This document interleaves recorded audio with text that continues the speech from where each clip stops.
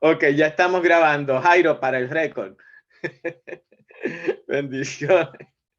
Pues estamos en nuestra ya tercera clase, ¿verdad? Hemos dado Amén. 2 clases. Y quiero dar como una introducción de lo que hemos dado para que todo el mundo se ubique. La Biblia hebrea. La Biblia hebrea es la Tanakh hebrea. Tanakh se llama Tanakh en hebreo. Los libros más importantes que prácticamente es la base de toda la Biblia hebrea es la Torá, que son los 5 libros del Pentateuco, como lo llamamos nosotros en griego. Pentateuco son 5 libros. Y algunos judíos usan el nombre Pentateuco también, pero es porque son de una tradición griega. Entonces usan ese nombre como lo usamos nosotros. Pero la Torá es como principalmente le llaman.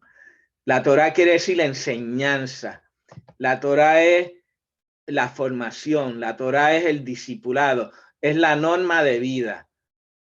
Y es la base del judaísmo, la base del cristianismo y la base de todas las religiones que se fundan en el patriarca Isaac.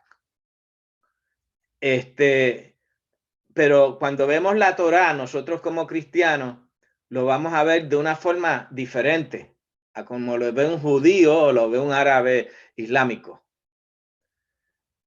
Nosotros lo vamos a ver con los ojos de la revelación del Espíritu Santo, ¿verdad que sí? Porque estamos llenos de Cristo. Cristo está en nosotros. Así es que mis lentes con los cuales yo voy a leer esa Torá son los lentes de Jesús. Y yo veo, la Torá se llama en hebreo Bereshit, que quiere decir el libro de los orígenes. Sencillamente, claro, perdona, 5 libros. El de los orígenes es el primero, Génesis. Entonces tenemos 5 libros que componen la Torá. Hoy vamos a comenzar con Bereshit. ¿Por qué? Porque ya queremos entrar de lleno en la Biblia. Por eso les asigné leer esos 5 libros. La idea es que este curso lo estimule usted a leerlo, la Biblia entera. Vamos a estar un año leyendo la Biblia. Yo hago lo mismo que ustedes. Yo no puedo enseñar esto sin leer la Biblia. O sea, que me ayude a mí también. Así es que, por favor, úselo como una disciplina de Dios, un discipulado de Dios, donde Dios lo va a llevar a través de toda la Biblia. Esto va a ser muy significativo para su ministerio, para su vida, porque los ministros de Dios nos fundamos en la palabra de Dios. Y esa palabra va a estar con nosotros siempre. Entonces, ¿qué sucede? ¿Cómo vamos a interpretar la Tanakh, que es la Biblia hebrea completa, desde la Torá, el Nebín, que son los profetas, y el Ketubín, que son los libros, los escritos, como es Salmos, como es Eclesiastés, los libros, Proverbios, libros de la sabiduría y libros poéticos, y Daniel. Daniel es considerado un escrito, porque más que meramente un libro profético, es considerado lo mejor de la profecía, lo más sabio de la profecía y como el punto final, porque Daniel nos lleva hasta el Apocalipsis. Y los profetas, los demás nos hablan de los países, de la situación de sus países, de los juicios de Dios por haber violado la Torá. La base de el pacto de Dios con su pueblo es la ley que le fue revelada a Moisés. Es pueblo de Dios porque obedece esa ley. Si no, no es pueblo de Dios. Desde una perspectiva judía. Claro está. Nosotros sabemos que Cristo cumplió la ley y que Cristo nos libró de todas las consecuencias y de todos los castigos que incluye la ley. ¿Por qué? Porque Cristo pagó en la cruz con su sangre para el perdón de nuestros pecados. Así es que nosotros leemos la Torá, no como buscando una disciplina que nos va a dar castigo, sino como buscando formación espiritual, formación cristocéntrica, cristológica. Son palabras que hemos usado, neumáticas o neumatológicas del Espíritu, de Cristo y del Espíritu. Vamos a ver ese libro, Buscando la verdad de Cristo, la revelación de Cristo y la revelación del Espíritu Santo. O sea, que cuando un judío ve el tabernáculo, por ejemplo, va a ver el atrio exterior, va a ver el lugar santo, va a ver el lugar santísimo. Un judío lo que va a ver es un lugar donde se hacen unos ritos. Nosotros vamos a ver mucho más que eso. Dice la Torá que Moisés escribió la Torá de acuerdo a lo que él vio en la revelación celestial. Lo que él vio del cielo, él miró a Dios y vio cosas espirituales, escribió. Pero lo que él vio totalmente tan solo lo sabe Moisés. Amén. Entonces, ¿qué sucede? Para el judío es muy importante lo que se llama el Talmud. El Talmud son los comentarios de los rabinos, de los estudiosos de la Biblia, de los maestros. ¿Qué sucede? Que esos comentarios para ellos es lo más importante. Para nosotros lo más importante es la revelación que el Espíritu nos da sobre ese texto, que tiene un significado literal. Dijimos que hay 3 dimensiones de un texto cuando nos acercamos al texto. Número 1, la literal, donde vamos a los diccionarios, vamos a... ¡Wow! ¡Qué belleza! Dios te lo bendiga. Tengo uno así.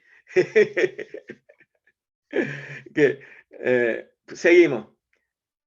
La Torá la vamos a ir analizando y dijimos que la primera forma era literal o gramatical. Vamos a los diccionarios para saber del hebreo y del griego. Decimos del hebreo y del griego porque sí, el Antiguo Testamento se escribió en hebreo, en arameo y en griego. 3 son los idiomas del Antiguo Testamento: hebreo, arameo y griego.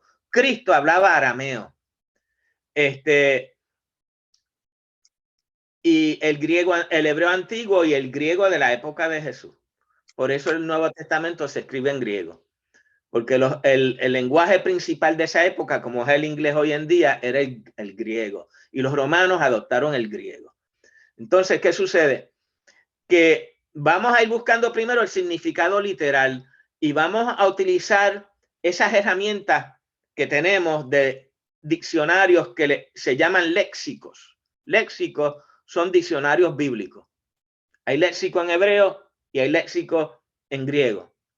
Entonces, hablamos de una fuente que se llama Strong, que es como un comentario bíblico que te da las palabras. Usted busca la palabra, por ejemplo, atar, busca atar y te da atar, el significado de atar, te da un numerito y te lo da en griego y en hebreo. Y usted con ese numerito va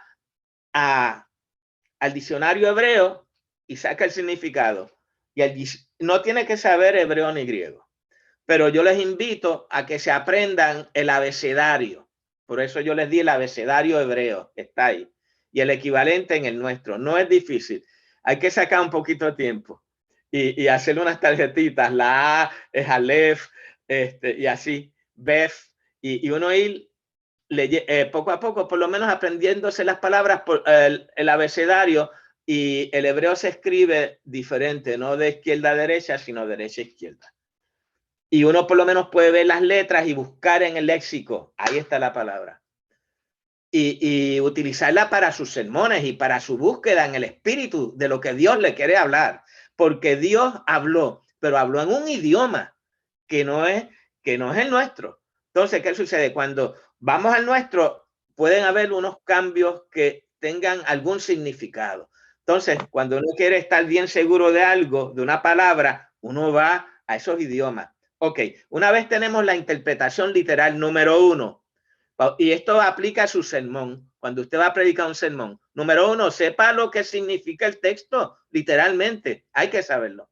Número 2, ¿en qué época, en qué tiempo se dio ese mensaje?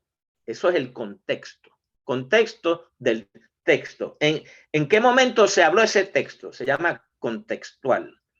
Ok, contextual tiene que ver con un método no literal, no gramatical, un método histórico.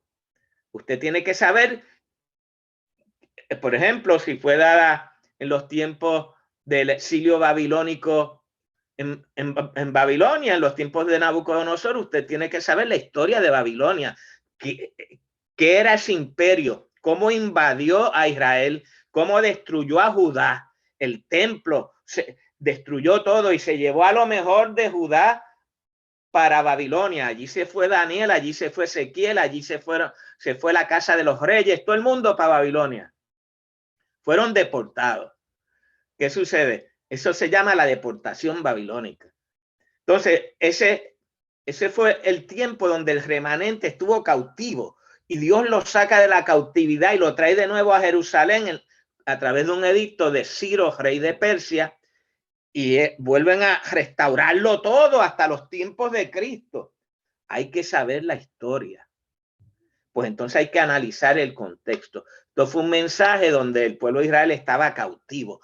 Eso me habla a mí de que Babilonia tiene un significado espiritual. Babilonia tiene un simbolismo. Babilonia quiere decir cautividad. Quiere decir donde el diablo tiene cautivo al pueblo de Dios. Es un mensaje que Dios nos está dando, que aunque seamos pueblo de Dios, podemos estar en cautividad. Entonces, ¿qué sucede? Ahí entendemos, Dios nos quiere liberar del yugo.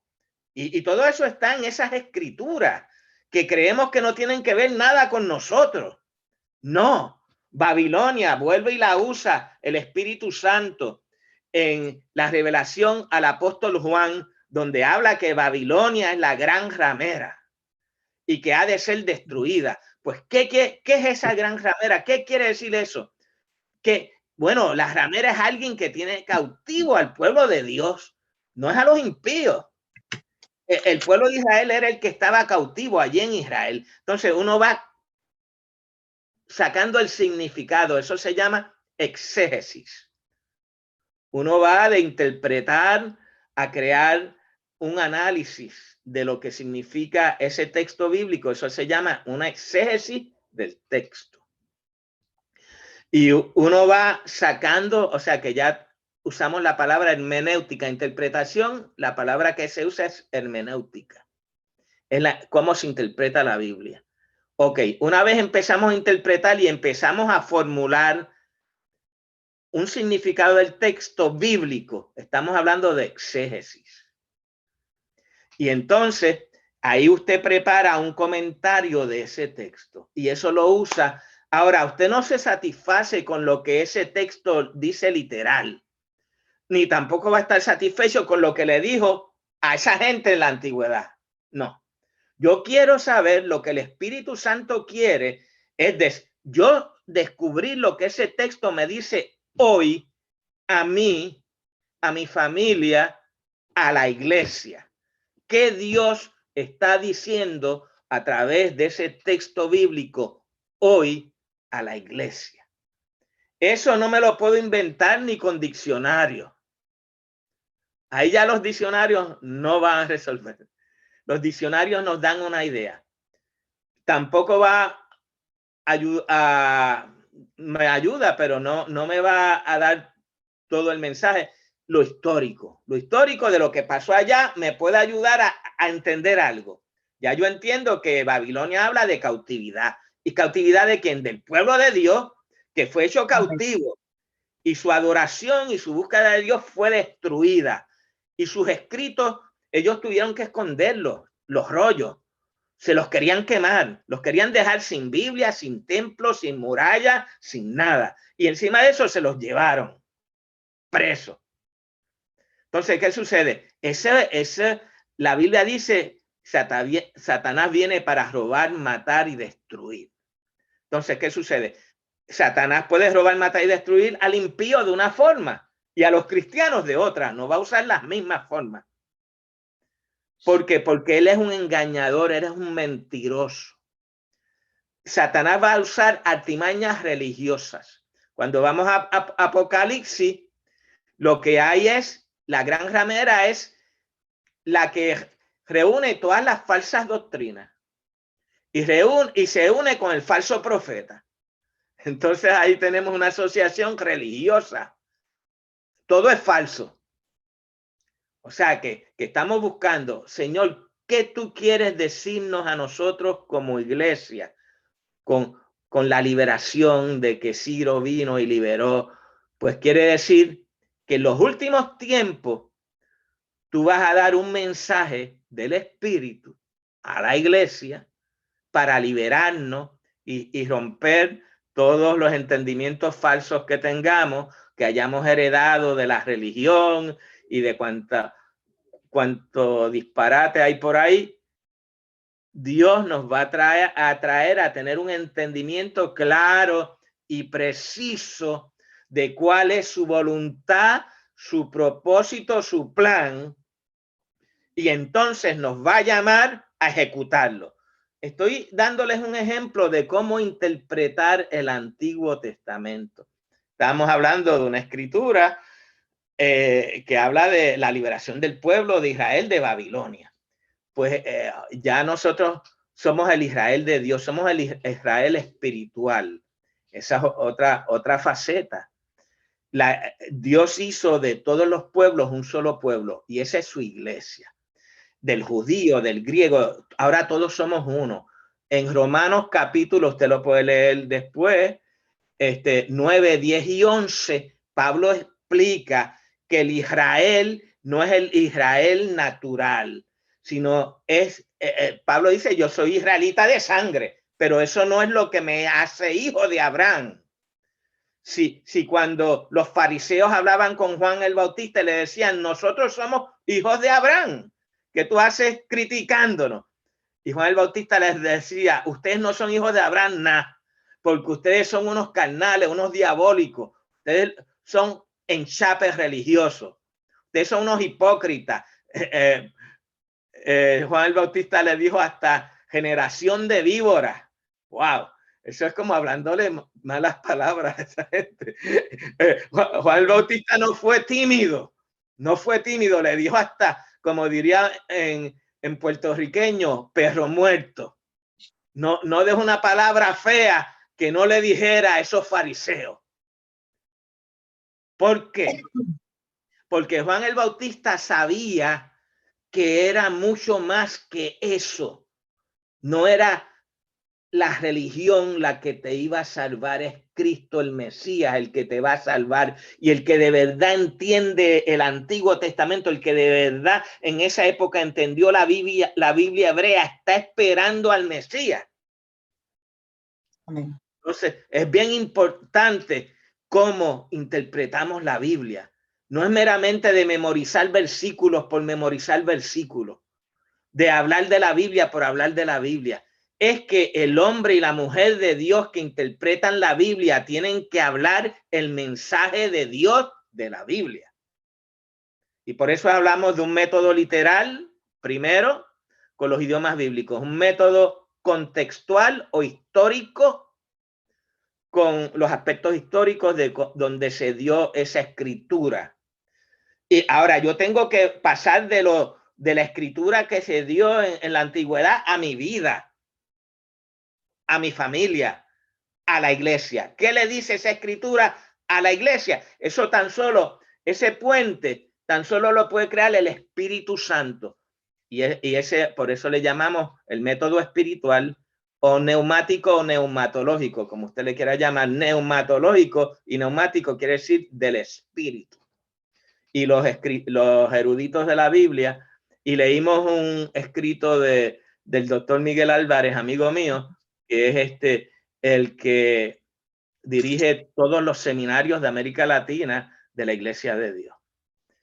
Leímos, como él le llama, método neumático, yo le llamo método neumatológico. Es lo mismo. ¿Qué quiere decir? Método del Espíritu Santo. Entonces, cuando estamos en diálogo con el texto, sacando una interpretación para nosotros hoy, ahí es que entra el Espíritu Santo. Claro, el Espíritu Santo te está dirigiendo en todo momento, en las palabras que tú debes sacar, en el significado en hebreo o griego o arameo. Luego que usted tiene eso nada más no le va a hablar, el contexto histórico, y luego usted está en oración porque usted quiere darle palabra de Dios al pueblo, usted quiere que Dios le hable a usted. Yo voy a la Biblia porque estoy buscando ser instruido por el Espíritu Santo. Él es el Paracleto. Jesús dijo, es necesario que yo me vaya para que yo os envíe el Espíritu Santo. Él es el maestro. Nosotros, cuando la Biblia habla de apóstoles, profetas, maestros, evangelistas, pastores, Efesios 4, 8 al 11, que Dios constituyó. Estamos hablando apóstoles, pues es lo que hoy llamamos obispos. En un momento se llamaron apóstoles, luego ellos se cambiaron el nombre obispo porque los mataban, punto. Y eso lo estudiamos en Historia de la Iglesia. Por eso es que hoy hablamos más de obispos que de apóstoles. Se trató de, digamos, levantar nuevamente el concepto apóstol. Muy bien, excelente. Pero ya históricamente en muchos grupos, pues usamos la palabra obispo. ¿Por qué? Porque los apóstoles, cuando el emperador Nerón, yo enseñé claramente, en el año 64, dio un edicto para matar a todos los apóstoles. Porque él llamaba eso descabezar el cristianismo. Entonces, pues ellos dejaron de llamarse los padres espirituales, dejaron de llamarse apóstoles y se llamaban obispos, que quiere decir literalmente un supervisor. Pero un supervisor no era un supervisor administrativo como del trabajo. Mira, ese es mi supervisor. Si me coge, me va a votar. Un supervisor en el Señor es otra cosa. O sea, es una forma de hablar de un padre espiritual.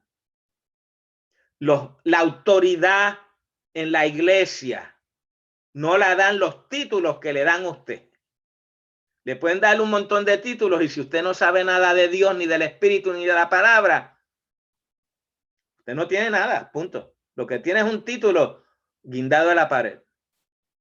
Lo que da autoridad espiritual es la revelación de Dios que usted cultiva a la luz de su relación personal con Dios, que todos los días tiene que ser fresca y nueva. Yo puedo leer un versículo hoy y de aquí a 6 meses lo leo de nuevo y estoy buscando otra cosa.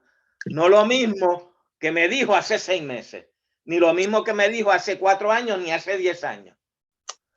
Estoy buscando la palabra, el mismo texto me puede decir a mí tantas cosas a lo largo de mi vida espiritual, porque es el Espíritu Santo quien lo va abriendo, quien me va enseñando. Saludos, hermano Wilson, bendiciones. Allá, gloria a Dios. Así es que voy a resumir 3 pasos para interpretar un texto del Antiguo Testamento: el método literal gramatical, que es el de los idiomas; el método contextual histórico, número 2, que es el de la historia.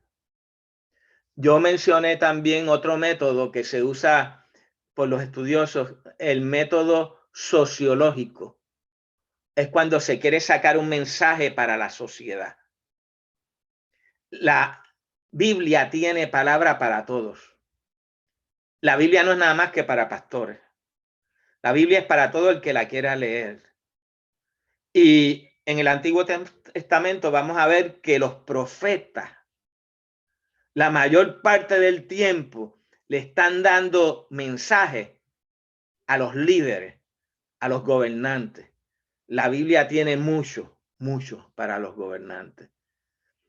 Y el método sociológico es la interpretación que se hace que tiene que ver con la sociedad, con los grupos grandes, con las comunidades, con las culturas. ¿Qué Dios tiene que decirle a los Estados Unidos? Pues sí, Dios tiene una palabra para los Estados Unidos. Si usted se dedica a orar, a ayunar, a buscar de Dios, ¿qué Dios quiere decirle a Guatemala? O al gobierno o a unos grupos étnicos que han sido perseguidos. Pues, ¿qué quiere decir? La palabra de Dios tiene un mensaje para todos. Y muchos grupos se han dedicado a estudiar la Biblia para sacar mensajes para sus grupos sociales. Y el cuarto, que fue el que mencionamos, que es el más importante porque lo cubre todo, es el método espiritual, neumático o neumatológico, como usted le guste, cualquiera de los dos. ¿Qué quiere decir? El método del Espíritu Santo, que es el diálogo directo de Dios con uno, usando todo ese material que sale desde los lenguajes originales hasta la historia y hasta mi historia hoy y mi situación hoy, mía. Por eso es necesario nosotros conocer la sociedad. Por eso es que es necesario estudiar. ¿Por qué? Porque si usted no estudia, usted no va a entender lo que es la sociedad, lo que es el gobierno. Yo he tenido la experiencia que yo he estado con el presidente Bush en la Casa Blanca. Yo he estado con Obama. Yo he estado en la Casa Blanca recientemente de Trump, hablando a favor de los inmigrantes. Yo no soy político. Ustedes me ven a mí con una banderita de un partido político. Nunca me han visto ni me verán, porque no tengo que ver nada con eso. Pero yo soy un hombre de Dios. Yo soy un abogado que me conocen las cosas que yo hago. Lo mío es público, todo el mundo lo sabe. Todo el mundo, pregúntele a los congresistas de Miami, pregunte. Donde yo he vivido, todo el mundo sabe lo que yo hago. Y lo que hago es ayudar, y he hecho toda la vida. Ya tengo muchas canas.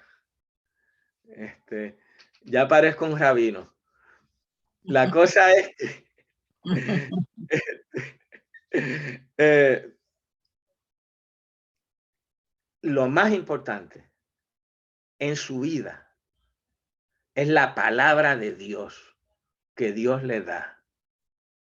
Eso es lo que a usted lo hace un siervo y una sierva de Dios. ¿Por qué? Porque si usted no tiene nada de Dios, pues mire, no tiene nada que dar. Y por eso es que estamos haciendo esto. Vamos a ir a través de todo el Viejo Testamento. Hoy quiero empezar en Génesis. Vamos a trabajar con Génesis. Antes ya di una introducción. Vamos a ir rápidamente. Génesis, en hebreo, Bereshit, quiere decir el libro de los orígenes. Hay un escrito que quisiera utilizar para comenzar, que está donde en su WhatsApp. Voy a estar citando de los documentos que le envío de su WhatsApp. Busque su WhatsApp y lo puede abrir, aunque sea en su teléfono, como usted guste, porque vamos a ir viendo. Y ahí está donde yo le doy sobre la concordancia Strong, nueva concordancia Strong exhaustiva, que es la que yo le expliqué, que tiene los numeritos con las palabras y usted puede buscar el hebreo y el griego sin tener que saber nada. Claro, si usted tiene Logos o tiene Sunderban, aprieta un botón y le dan todo. Pero la idea es también aprender. no meramente. Y yo tuve que aprender los abecedarios, usé más el griego que el hebreo. ¿Por qué? Porque la Biblia hebrea está en griego.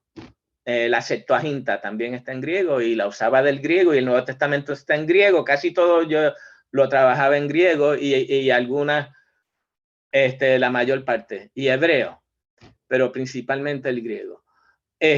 Donde le cito la concordancia Strong, anterior a eso hay 2 páginas que hablan, es una tabla del tiempo, periodos arqueológicos más importantes. Voy a usar eso. El origen es el principio, es la creación. La creación ha sido el tema más ocultado por todas las culturas. Usted va a la cultura maya allá en Guatemala y ellos tienen una teoría de la creación. Y la analizan hasta los tiempos y cuándo el mundo se va a destruir y todo ese tipo de cosas. Todas las culturas son inquietados por la creación. La Biblia comienza con la creación, porque es el mensaje de Dios a toda su creación.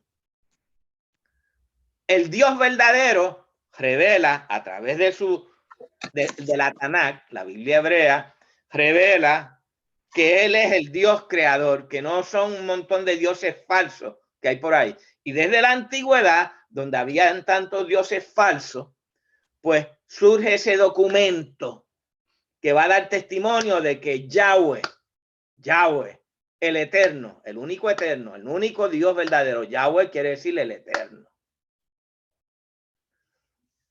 Yahweh es el creador de todo. Y desde un punto de vista científico, algunos dicen que eso pudo haber sido hace 2 millones de años, la creación.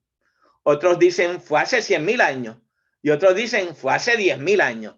Depende de a quién usted le pregunte. Pero vamos a ver esta tabla que usa el doctor Samuel Pagán para ver diferentes periodos que ustedes deben conocer.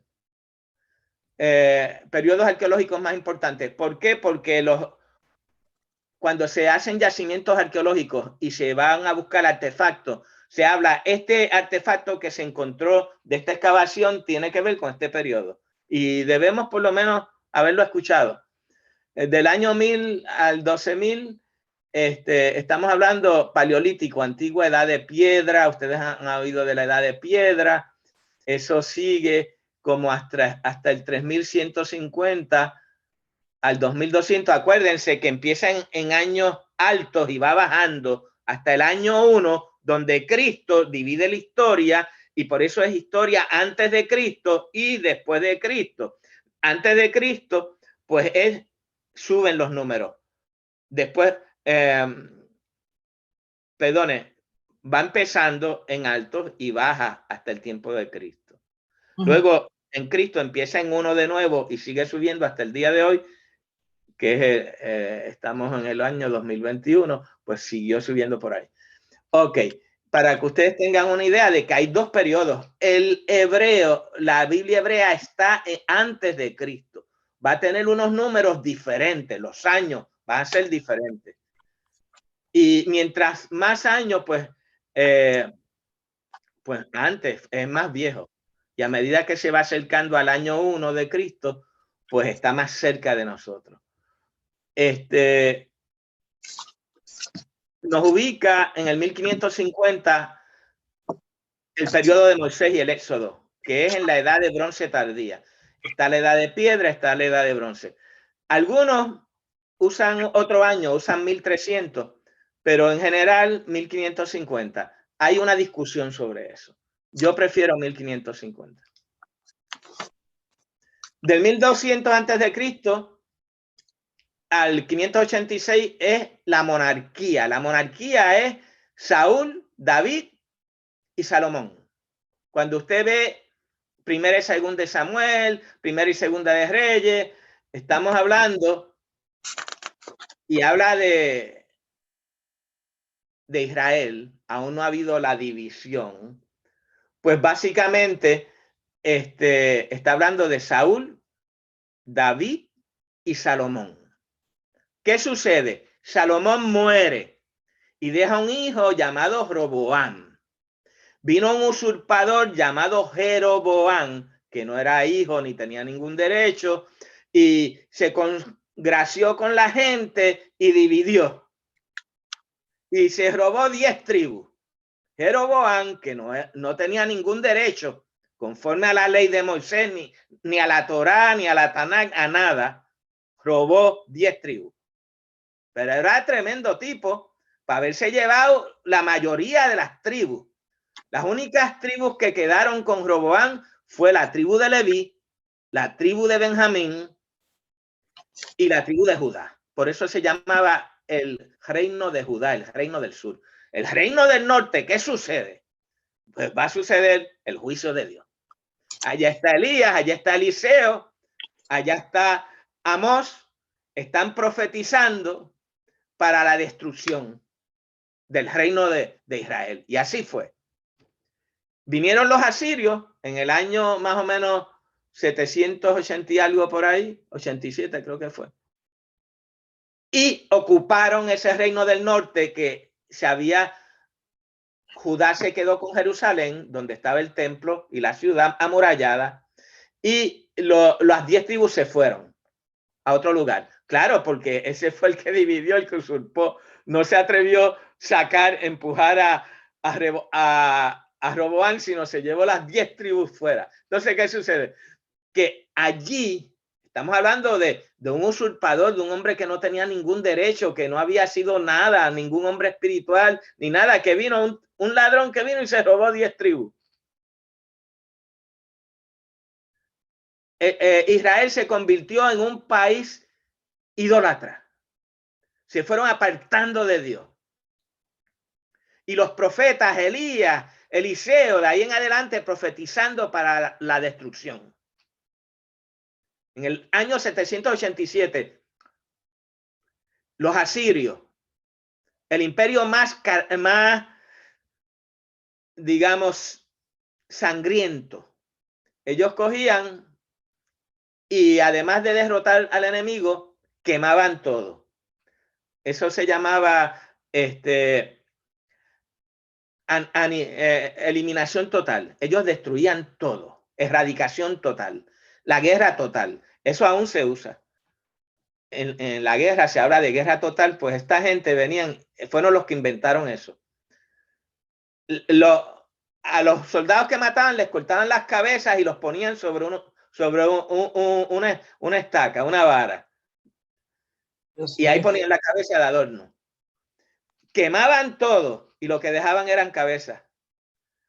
Ese imperio cogió y destruyó Samaria, que era la capital que fundó Jeroboam, el reino del norte, lo destruyó completo. No hizo como Nabucodonosor, que va a hacer luego en el año 586, allá abajo, con el reino del sur. Nabucodonosor va a tomar Jerusalén, la va a destruir, pero se va a llevar la gente. Nabucodonosor no va a destruir totalmente todo. Entonces, ¿qué sucede? Que sencillamente el juicio de Dios cayó sobre ese reino, Roboam, y el reino del sur, que era, perdone, Jeroboam fue destruido, el reino del sur, que era Roboam, también tuvo sus problemas. Buscaron otros dioses, cayeron en pecado, y vino un juicio que fue profetizado por Jeremías e Isaías. Y ese juicio decía que iba a venir Babilonia. Y vino. Jeremías estaba vivo.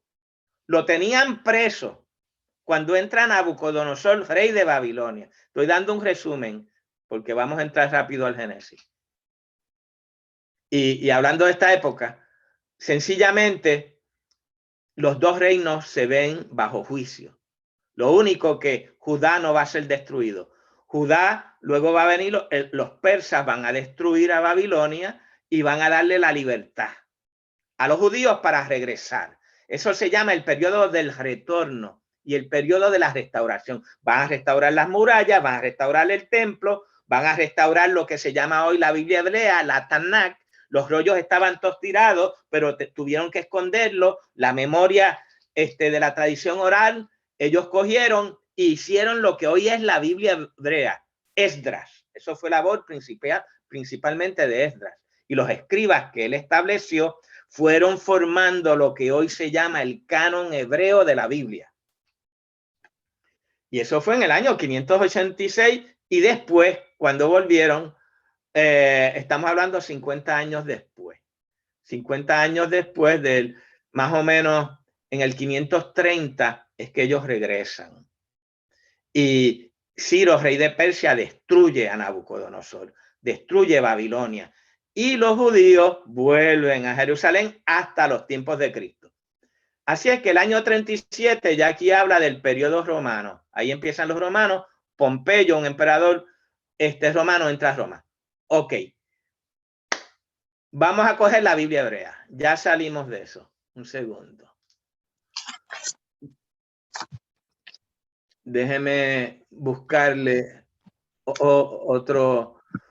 Más abajo está el tomo 2, que se llama el Tratado de Erubín, el Talmud y la sabiduría rabínica a la luz de las enseñanzas de Yeshua HaMashiach. Yo lo que quiero es, este es un judío convertido que estudió en Jerusalén y él está convertido al cristianismo, pero conoce todos los escritos judíos y quiere darnos en una tesis que él escribió, un libro que escribió, doctoral, que se graduó allá en Jerusalén, quiere darnos un resumen de los escritos que usan los judíos.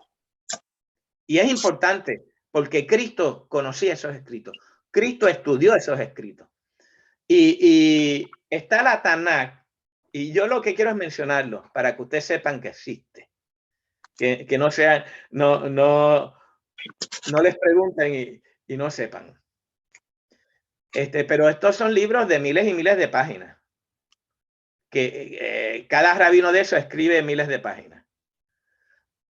El Talmud. ¿Qué es el Talmud? El Talmud son las enseñanzas de los rabinos, resumidas en libros. Se hizo un Talmud en Babilonia y se hizo un Talmud en Jerusalén. El Talmud más prolífero es el de Babilonia. Entonces, ¿qué sucede? Eso fue antes de Cristo.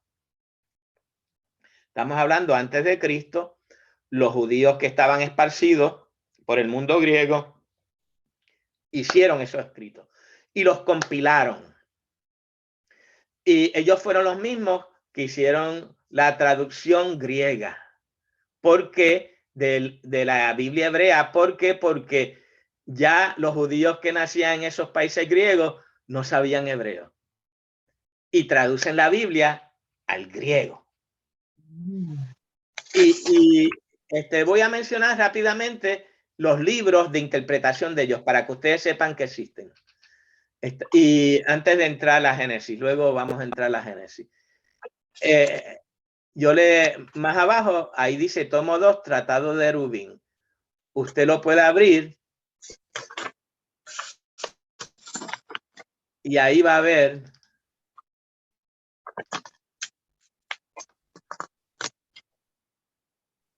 varios escritos. Puede leerlo.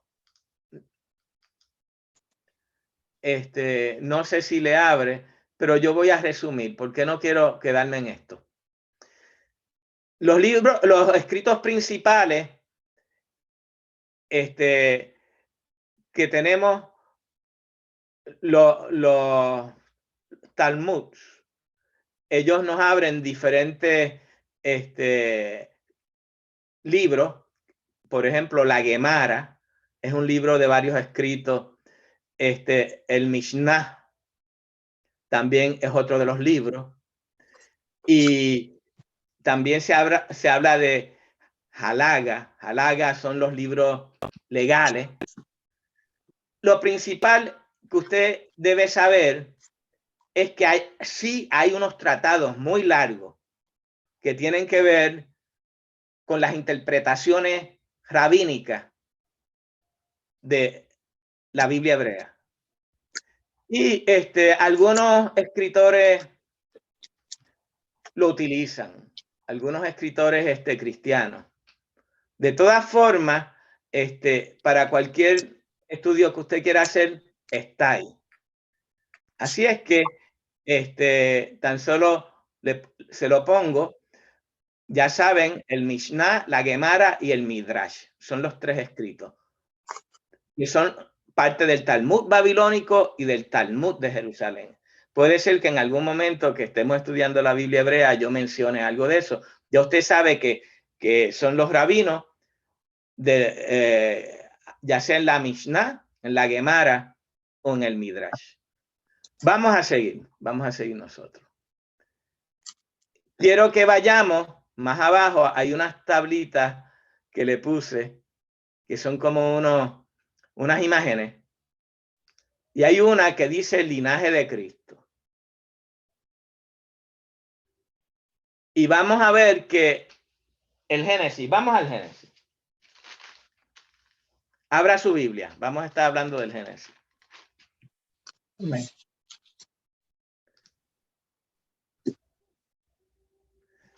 La Biblia hebrea comienza con un relato del Génesis. Y de ahora en adelante vamos a estar citando la Biblia. Ya salimos de esa parte introductoria. Déjenme ubicar mi lucecita por aquí. El Génesis, la creación está en Génesis 1 y 2. Génesis 1 y 2. Son dos tratados de la creación, no es uno. Así lo reconocen los eruditos. En Génesis 1 y Génesis 2. Prácticamente la primera narrativa va a ir de Génesis 1:1 a Génesis 1:25.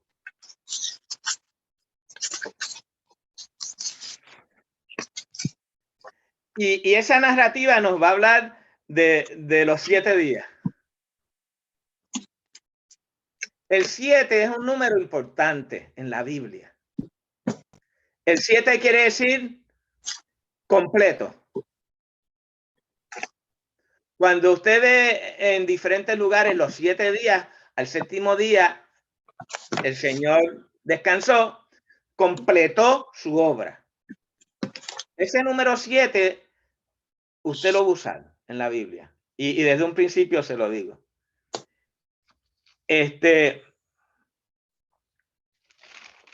Pero en el versículo 26 habla de hagamos. Dice hagamos. Ya no es Dios solo dando una voz, un mandato. Y en el principio creó Dios los cielos y la tierra. Y dijo Dios, sea la luz, y fue la luz. Ahora va a ser hagamos. Hagamos es plural. Usted puede ver claramente. Padre, Hijo y Espíritu Santo. Amén. Dios es triuno.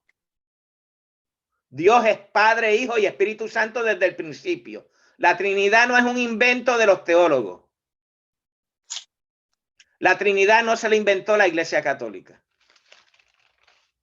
La Trinidad está ahí, en el primer capítulo de la Biblia hebrea.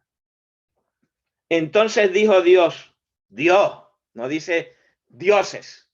Está hablando de un solo Dios. Acuérdense, el mundo entero creía en un montón de dioses. No, hay un solo Dios. Amén. Esto es lo que nos introduce la Biblia hebrea.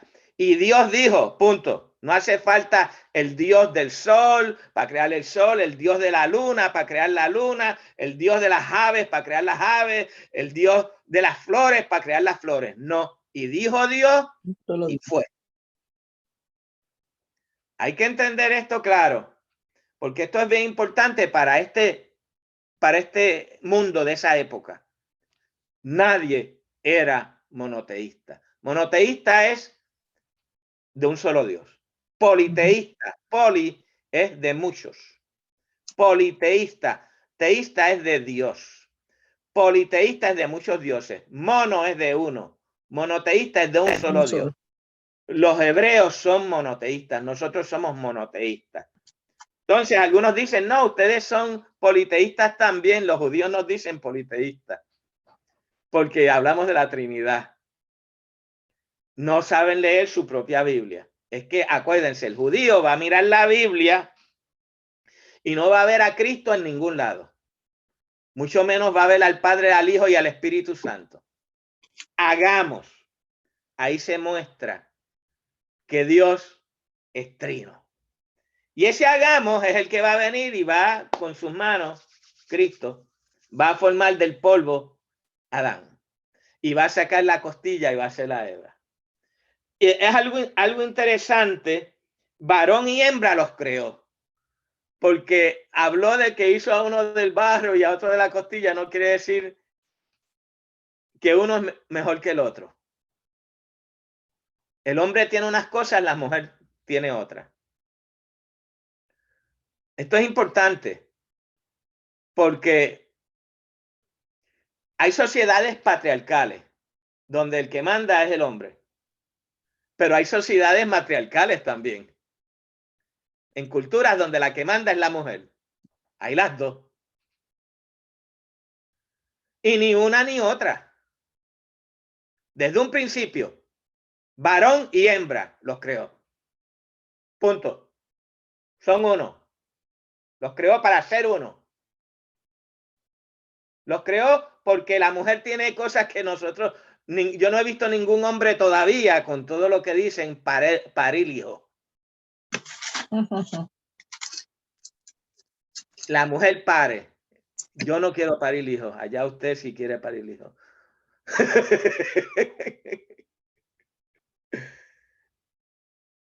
El hombre procrea hijos. La mujer se une con su mujer y de los dos nace una criatura tan hermosa como la que tenía Jairo ahorita en las manos.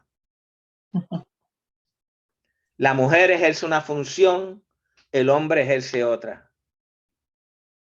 No pueden andar juntos si no están de acuerdo. Esto implica que ni la hegemonía de la mujer ni la hegemonía del hombre. Hay matrimonios donde la mujer es una esclava y hay matrimonios donde el hombre es un esclavo. Ni uno ni otro. Uno.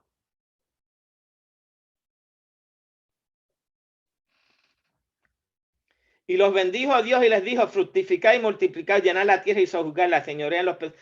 Que la mujer tiene unas responsabilidades y el hombre tiene otras, que la mujer es más dada al hogar y el hombre es más dado a la provisión y a otras cosas públicas. Esas son cosas diferentes, son funciones. Hay mujeres que hacen más cosas públicas que los hombres y hay mujeres que proveen más que el hombre y todo, o sea, hoy hemos, las cosas, el mundo cambia, punto. Y la realidad es que desde un principio Dios creó al varón y hembra, los creó. Y sigue diciendo en el versículo 28, y los bendijo Dios y les dijo, fructificaos y multiplicaos. Mira, un mandato que no puedo desarrollar yo solo. Yo no puedo procrear y la mujer solo y la mujer tampoco. Tenemos que unirnos por amor, no por interés, por amor. Ser uno, respetarse mutuamente. Si amo a mi mujer, la respeto. Si la mujer ama a su marido, lo respeta. Llenar la tierra y sojuzgarla y señorear en los peces del mar. Y le dijo Dios, he aquí que os he dado toda planta que da semilla, que está sobre la tierra y todo árbol. Dios nos los ha dado todo. Y en el versículo 31, y vio Dios todo lo que había hecho y aquí que era bueno en gran manera y fue la tarde y la mañana el día sexto. Varón y hembra, no hay un tercer sexo, ni lo van a poder crear. Hay imitaciones, pero imitaciones, nadie va a poder crear lo que Dios no crea. Interesante. Y creó Dios al hombre a su imagen y a su semejanza lo creó, para aclarar. No es al hombre solo. Varón y hembra, cuando habla de hombre quiere decir al ser humano. Está el ser humano femenino, está el ser humano masculino. A ambos los creó a su imagen y a su semejanza. Y los bendijo. Estamos ahí sin haber entrado casi a la Biblia, hablando cosas de hoy.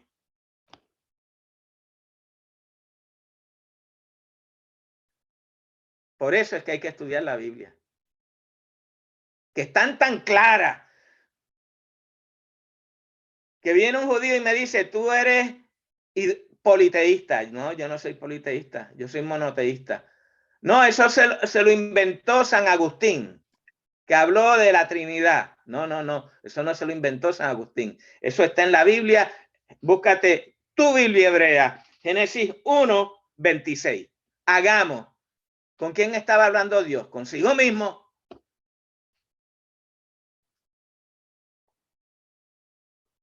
Padre, Hijo y Espíritu Santo son uno.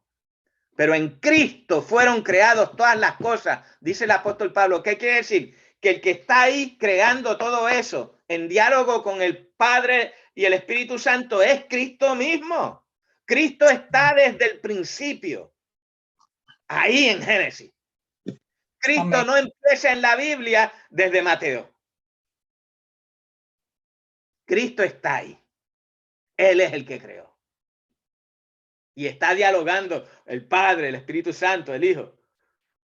Porque la parte de Dios que vemos, tangible, que se manifiesta a nosotros y siempre hemos visto, y que fue la parte de Dios que se hizo hombre, la persona de la Trinidad de Dios que se hizo hombre, esa persona no es otro que Jesucristo. Jesucristo es eterno, es el eterno Yahweh. Yahweh quiere decir el eterno, pues el eterno es Jesucristo, el eterno que vemos. Porque al Padre nadie le ha visto. Dice, ahora Jesús dice, el que me ha visto a mí, ha visto al Padre. Amén. Pero tenemos que verlo a Él. Es a través de Cristo que vemos al Padre.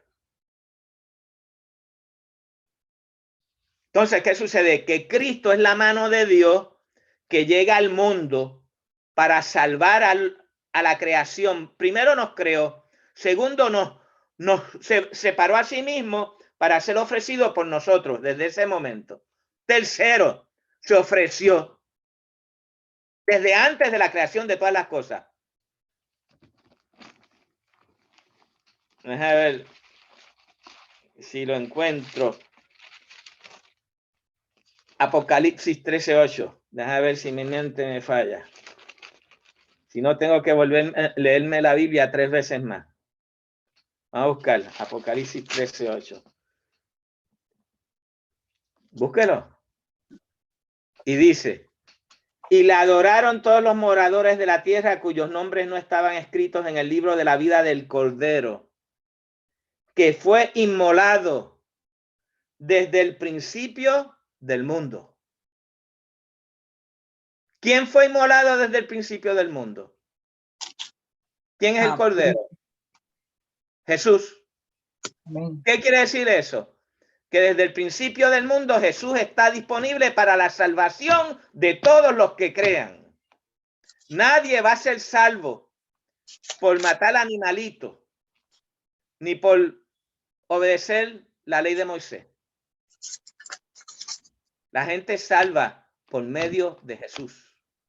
No hay otro camino al Padre, si no es Jesucristo el Hijo.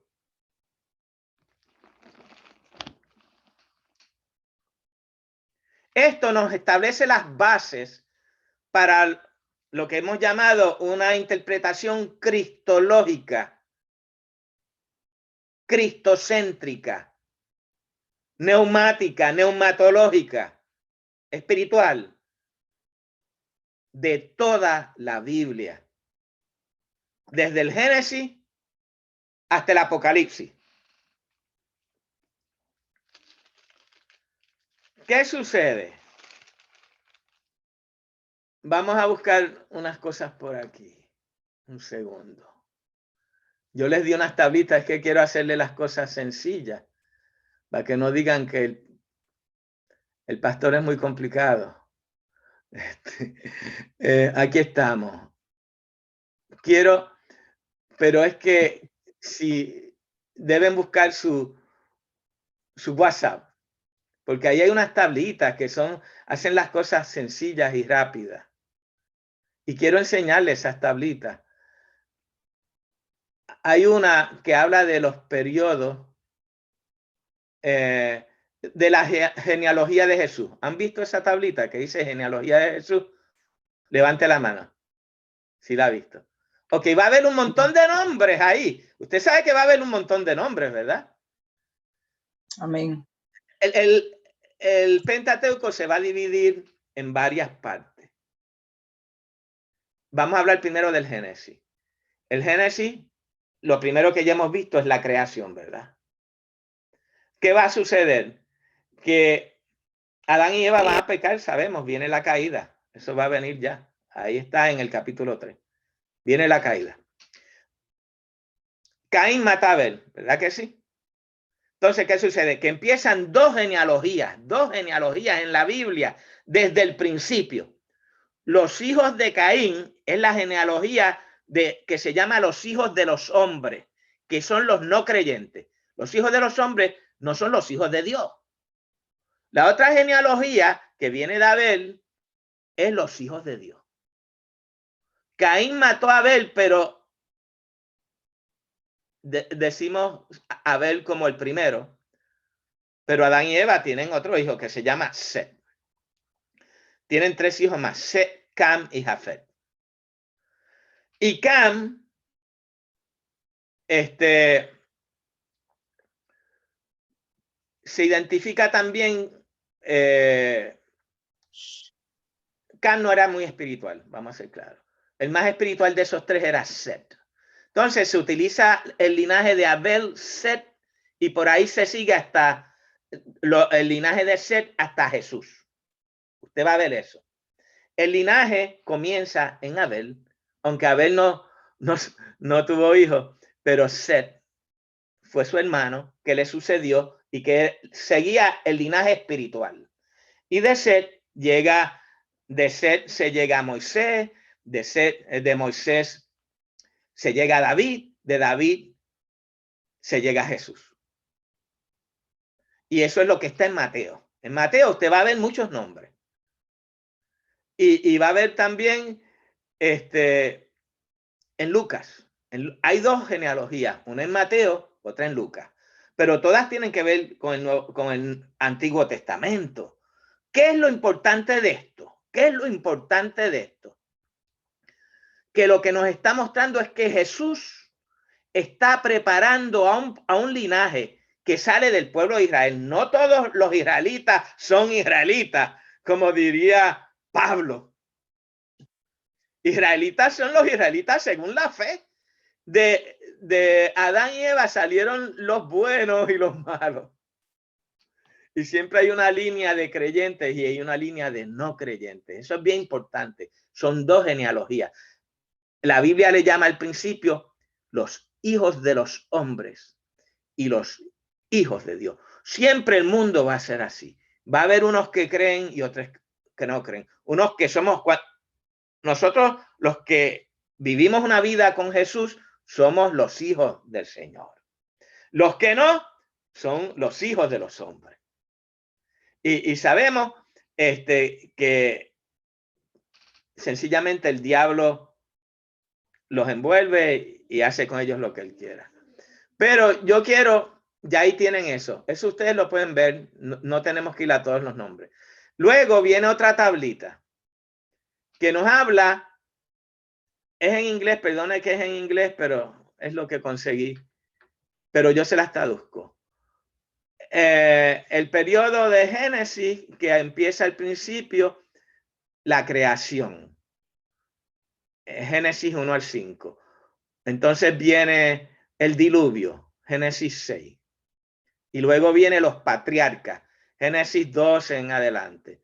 Que eso va a llegar hasta José, hasta el fin del libro de Génesis. Estamos hablando, esos son en general el libro de Génesis. Ya el libro de Éxodo va a hablar de cautividad. el pueblo de Israel cautivo, y el libro de Éxodo nos va a hablar de liberación, de cómo Dios libera un pueblo esclavo, un pueblo cautivo. El libro de Éxodo lo vamos a coger en la próxima clase. Vamos a querer, yo sé que muchos empezaron hoy y mejor vamos a acabar Génesis hoy. Es lo que vamos a hacer. Así es que vemos que hay tres periodos principales en Génesis. Los orígenes, la creación y de dónde salen los linajes. Y por eso es que usted va a ver Génesis 4, Caín y Abel, ya hablamos. Y en el capítulo 5 va a hablar de los descendientes de Adán. Los descendientes de Adán es esa línea de esas generaciones. Y se refiere al capítulo 5, lo llama así. Mire cómo empieza. Este es el libro de las generaciones de Adán. El doctor Samuel Pagán nos explica claramente que hay varios libros de generaciones en Génesis y en el Pentateuco. A cada rato va a detenerse y va a nombrar las generaciones. ¿Por qué? Porque se quiere seguir la línea que nos va a llevar a Jesús. ¿Cuál es el propósito? ¿Cuál fue el propósito de Dios manifestarse a este pueblo? No hacer del pueblo de Israel un pueblo exclusivo y único. No. Israel fue el comienzo, punto. Israel fue el lugar que Dios quiso preparar, la gente que Dios quiso preparar, a través del cual Él se iba a aparecer como hombre. Todo lo que está escrito en la Biblia, ya ustedes vieron, desde el capítulo 1, anuncia a Cristo. Lo vamos a buscar a través de todo el Antiguo Testamento. Vamos a ver Cristo, Cristo, Cristo, Cristo, Cristo. Los profetas, ¿qué es lo que hacen? Anunciar a Cristo, al Mesías que viene. A arreglar todo este desorden de todo el pecado de Egipto, que son unos idólatras, de Babilonia. Dios, los juicios de Dios contra Babilonia. Los persas cogieron su dosis también. Los griegos destruyeron a los persas. Después vinieron los romanos y destruyeron a los griegos. Todo es juicio tras juicio. Las naciones que se creen grandes, que están arriba, luego caen. Porque ninguna nación va a permanecer para siempre, sino el reino de Dios es el único. Amén. Que comienza desde el principio en el Edén y se va desarrollando a través de toda la historia de la Biblia. Se acabó la Biblia, se cerró, nos las entregaron. ¿Qué quiere decir? ¿Que ya se acabó lo que Dios va a hacer en el mundo? No. Dios sigue obrando. La Biblia es un entrenamiento para nosotros ver, entrenarnos, para poder ver las cosas que Dios hace y cómo las hace. Aprendamos de muchos que cometieron errores para que no metamos nosotros las patas. Para que aprendamos y no cometamos los errores que se cometieron ahí. La Biblia la leemos no para entender un libro de historia pasada.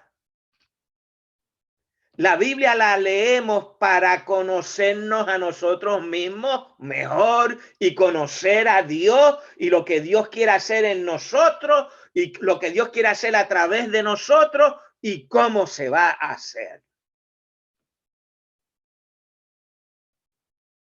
Todo lo que Dios va a hacer está aquí. Desde el Génesis hasta el Apocalipsis. Vamos a ir aprendiendo.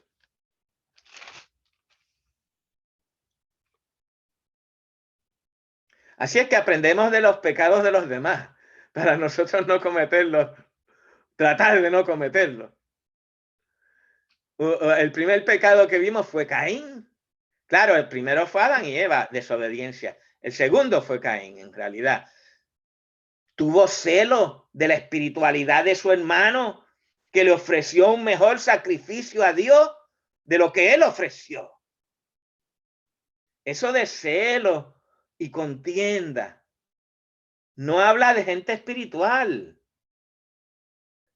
El celo y la contienda es del diablo.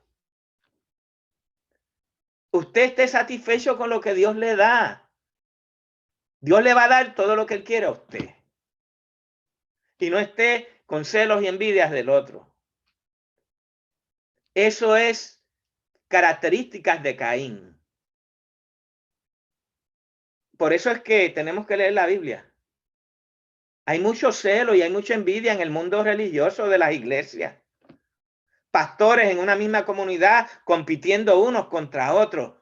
¡Qué desastre! ¡Qué vergüenza! Ay, sí. Que quieren cerrar la iglesia del otro. Es vergonzoso. Es diabólico. Cristo aún no les ha nacido y manejan congregaciones completas.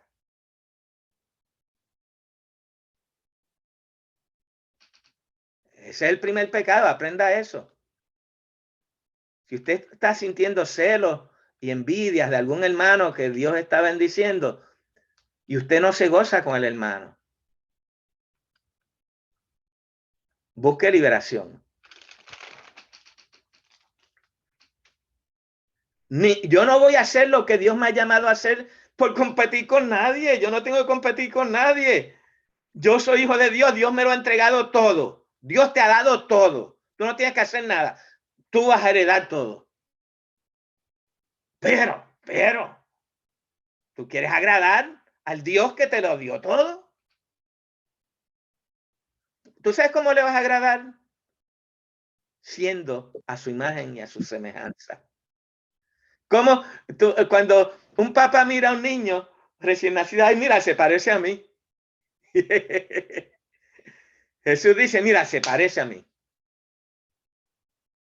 Claro, los papás no lo dicen en público. Le dicen, mira, se parece a ti el calladito. Claro, tiene que ser a mí, imagínate.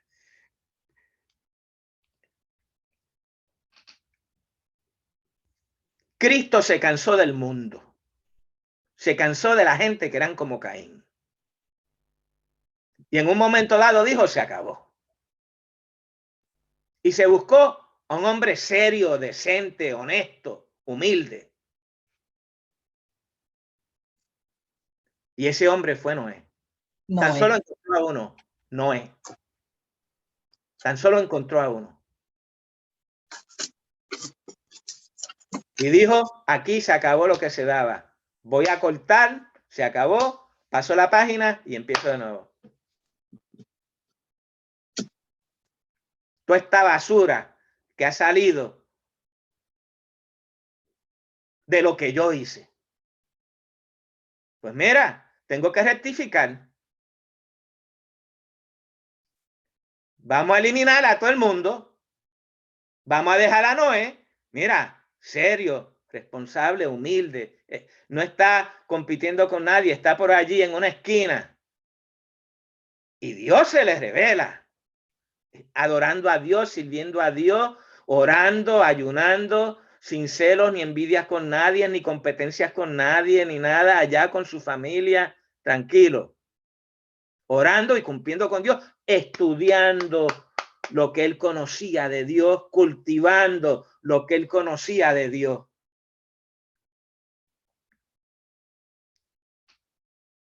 Y destruyó todo. Vamos a empezar de nuevo. ¿Qué nos dice eso, hermano? Nos dice claramente que Dios, la paciencia de Dios es limitada. Dios le dijo a Noé, no vuelvo a destruir el mundo con agua. Pero no dijo que no lo volvía a destruir.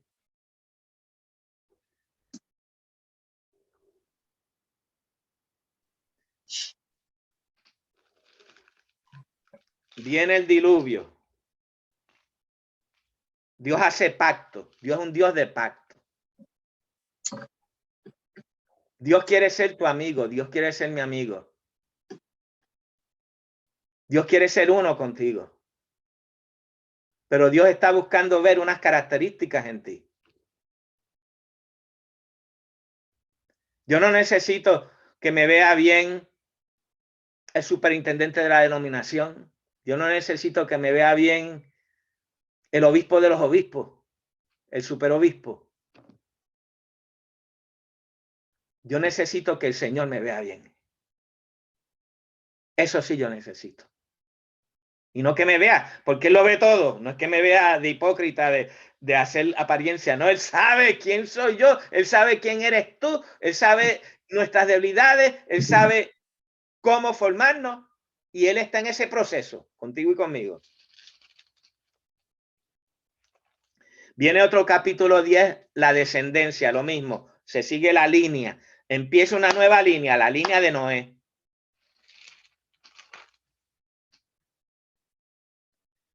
Pero aún en la línea de Noé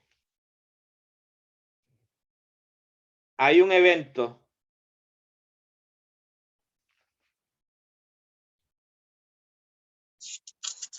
Cam. Uno de los hijos de Noé, llamado Cam, resulta que en la antigüedad, y quizás en algunos países, en España se da, que mezclan el agua con vino. ¿Por qué? Porque el agua es contaminada. Eso pasó en España por mucho tiempo. Usted bebía agua, tenía que mezclar un poco de vino porque no había agua potable. Esta gente en la época de la antigüedad bebía vino. ¿Por qué? Porque necesitaban el vino para propósitos medicinales. Y Pablo le dice a Timoteo, bebe vino para el problema que tú tienes en el estómago. O sea, el vino tiene dos propósitos. En esa época, en la antigüedad, no había muchas medicinas. El vino se usaba de medicina muchas veces. Y se usaba también para embriagarse. ¿Qué sucede? Que estaba Noé tan extenuado y tan cansado que cogió el vino y se lo tomó y se embriagó. No habían visto a su padre así. Nunca. ¿Y qué sucede? Estaba desnudo y salió y lo vieron desnudo. Y vinieron dos de los hijos, Sem y Jafet, y lo cubrieron. Y Cam fue el primero que lo vio y lo dejó desnudo y estaba como burlándose de su papá. Míralo ahí borracho, desnudo. ¿Qué pasó? Que al final, que ya se le fue la embriaguez a Noé, viene, confronta a sus hijos y descubre que su hijo se había burlado de él. No le había mostrado respeto. Su padre puede fallar, pero es su padre. Y usted no va a atacar a su padre. Y lo mismo sucede con el liderazgo. Los líderes se respetan. Puede ser que fallen, pues. A veces fallan. Sí, no son perfectos, son humanos. Usted los respeta y allá ellos que se las arreglen con Dios. Yo no voy. David pudo haber matado a Saúl, porque Saúl lo quería matar a él. Pero David no se fue a matar a Saúl. David se fue y hizo lo suyo, pero no atacó a Saúl. Hasta que Dios lo hizo rey. Entonces, ¿qué sucede? Aquí hay un pecado que se muestra que es importante y que marca una línea que no es de Dios, de gente que no son de Dios. Ya vimos el pecado de los celos, la envidia. Ahora, el pecado de ser irrespetuoso y, digamos, rebelde contra la autoridad. Ese es el pecado de Cam. Si usted se ha visto, es importante examinarse. ¿Por qué? Porque algún día usted va a ser el líder y a usted le tienen que respetar, pero siempre tenemos a alguien que está sobre nosotros, siempre hay alguien y uno respeta. Que un día me coja ese alguien y me dé una patada, pues allá él. Adiós. Pero yo respeto. El apóstol Pablo dice, en lo que quede de vosotros, estar en paz con todos los hombres. Uno trata. Si ya suceden otras cosas, pues ya uno no pudo evitarlo. Pero son cosas que nos enseña la palabra de Dios que nosotros usamos para enseñar. Seguimos. Los descendientes de Noé, capítulo 10. La Torre de Babel es un evento importante, porque es un evento donde el mundo de esa época se reúne completo para edificar una torre que llegue a lo que ellos llamaron las puertas de los dioses. Las puertas de los dioses. Ellos querían llegar al cielo con un edificio. Y se creían que eso era así por la fuerza de uno. Eso nos habla de otro pecado. Las cosas de Dios se hacen con el entendimiento del Espíritu, con la sabiduría del Espíritu, con la sabiduría de Dios y el respaldo de Dios, no con las fuerzas y las artimañas de los hombres. Así es que esa gente, ¿qué pasó? Dios los confundió, les dio un montón de idiomas, no se podían entender y acabaron regados por el mundo entero. Ese es el origen de los idiomas. Se usa por los eruditos bíblicos para decir, de ahí es que nacen las naciones. Y se separaron y tuvieron que irse a diferentes partes del mundo porque no se podían comunicar. Pero rápido viene los descendientes de Sem. Vuelve a darnos la genealogía. Mire, el Génesis es un libro de genealogía, es una de sus cosas, porque de esta genealogía es que va a salir Cristo, porque el propósito de Dios siempre fue que de ahí saliera el Cristo, el Hijo de Dios. Eso es lo que quiere decir. Dios llama a Abraham, gloria a Dios, sale de Ur de los caldeos. Sabemos que Ur queda allí en Mesopotamia, en el mundo antiguo, entre el río Tigris y el Éufrates. Babilonia está más arriba, los asirios están más arriba. Entonces, ¿qué sucede? En el mundo de esa época, en el sur, abajo, estaba Ur, que son los sumerios, que es donde se inventa la escritura, y de la escritura sale la Biblia. Abraham sale con escritura ya más o menos en el 2000 años antes de Cristo. Ya había un abecedario, que es el abecedario sumerio, escritura cuneiforme, que quiere decir la escritura silábica, donde hay sílabas. Y de ahí se escribe la Biblia. Entonces, ¿qué sucede? Que Dios le dice a Abraham, en tu simiente serán bendecidas todas las naciones de la tierra. Y mira el cielo, esas estrellas, así va así de numerosa será tus generaciones, tus descendientes, pero en tu simiente, no dice muchas simientes, dice en tu simiente. No es en cualquiera por ahí, no es en la simiente de Caín, de Cam, de gente irrespetuosa, de gente celosos, envidiosos, de gente que están compitiendo unos con otros. Estamos hablando de gente seria, de gente de Dios, de gente madura. En tu simiente. Ese es el tipo de simiente que está buscando Dios. Dios está buscando su simiente, que es su imagen, en sus hijos. Esos son sus hijos. ¿Cómo yo sé si soy hijo o hija de Dios? Porque voy a una iglesia y cargo una Biblia. No. Porque quien soy, el Espíritu Santo me da testimonio de que soy hijo de Dios. Amén. Seguimos. Voy a tratar de acabar esto. Génesis, porque quiero entrar. Dios promete a Abraham un hijo.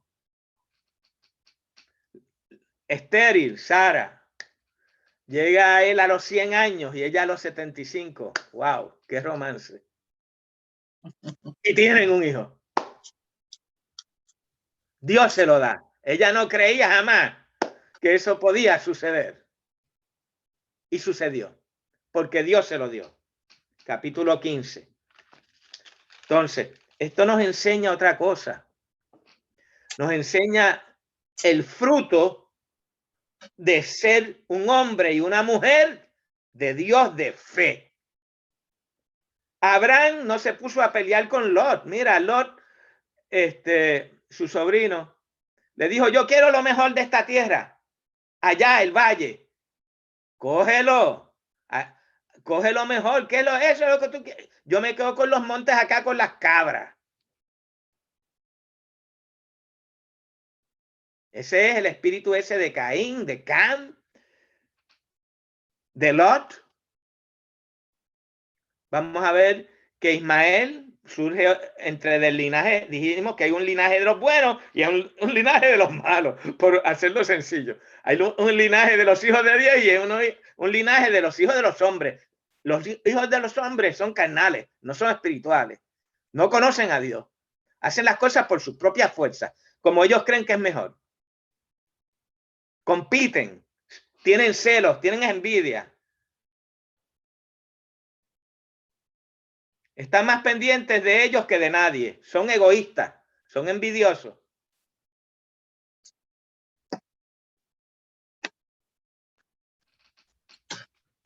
No, Abraham era un hombre que se hizo por él mismo y no pidió nada de nadie, ni le robó nada a nadie, ni le faltó el respeto a nadie, ni se burló de nadie.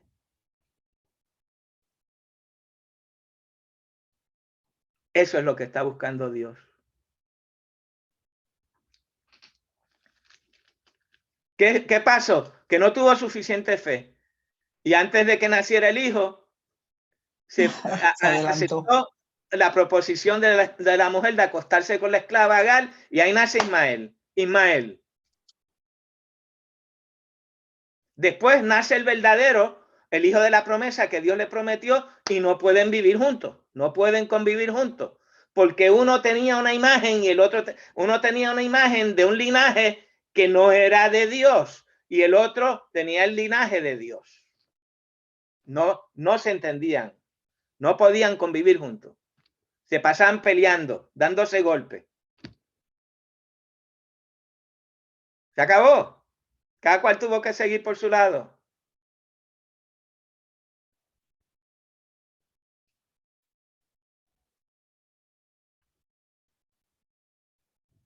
Y hoy en día Ismael es el padre de todos estos hijos, porque están mencionando hijos, salen naciones. De Ismael salen los árabes.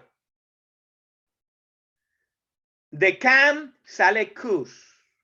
Y de Cush salen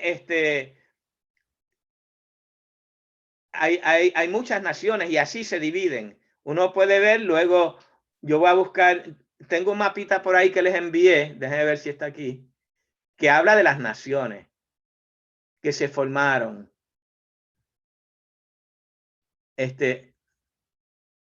Luego usted los chequea. No tengo tiempo para eso ahora. Pero de cada una de estas personas salen diferentes naciones. Igual que de Seth y de Abel y sale Israel. Abraham, Isaac, Jacob, José. De ahí va a salir Israel. Ese es el linaje. Por eso es que empieza desde el principio. Ya cubrimos los linajes, llegamos a Abraham, nos quedan los patriarcas, Abraham, Isaac, que es el hijo de la promesa, que es el que nace, que es el que es bendecido. Isaac no tiene mayores problemas, usted lo debe leer, pero Isaac es el hijo de la promesa y hereda todas las bendiciones que el padre tenía para él. Usualmente a Isaac se le coge como tipo de la iglesia, que recibe la bendición de lo que Dios hizo por nosotros.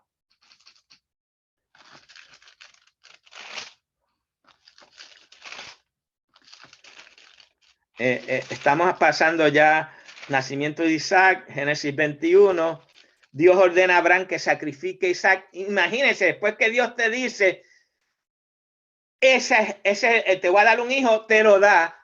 También ahora Dios me dice que lo mate. ¿Qué clase de Dios es ese? Mira, lo que Dios te diga, Dios siempre está bien, aunque tú pienses que está mal.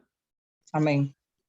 Abraham fue a obedecer y cuando cogió el cuchillo, Dios lo paró y Dios le dijo, mira, estaba probando tu fe. Y por esa fe, todo te lo he dado. Y Abraham viene a ser el padre de la fe, De la de fe. todos Aleluya. que conocemos a Dios.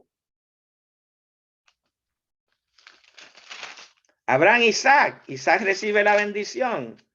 Y de Isaac nace Jacob.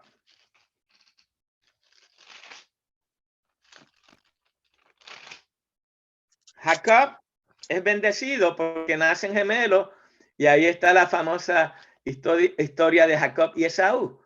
Esaú sale primero y Jacob sale después, pero Dios le había hablado a su madre que sencillamente el mayor le servirá al menor. Y Rebeca sabía eso, porque Dios se lo dijo cuando ellos nacieron. ¿Y qué pasó? Así sucedió. Que sencillamente así sucedió. Sabemos la historia larga que Jacob se tiene que ir porque le miente al papá, se pone pieles y en el día que iban a bendecir al primogénito, que es el mayor, que no es él, porque aquel salió primero, son gemelos, pero uno salió por un minuto primero que el otro, mayor que el otro. El otro era peludo y Jacob no tenía, era lampiño, como dicen, no tenía mucho, y le ponen piel de cabra, y el papá le hace, ay sí, mi Esaú, que estos pelos se ven diferentes, pero vamos, seguimos, y oró.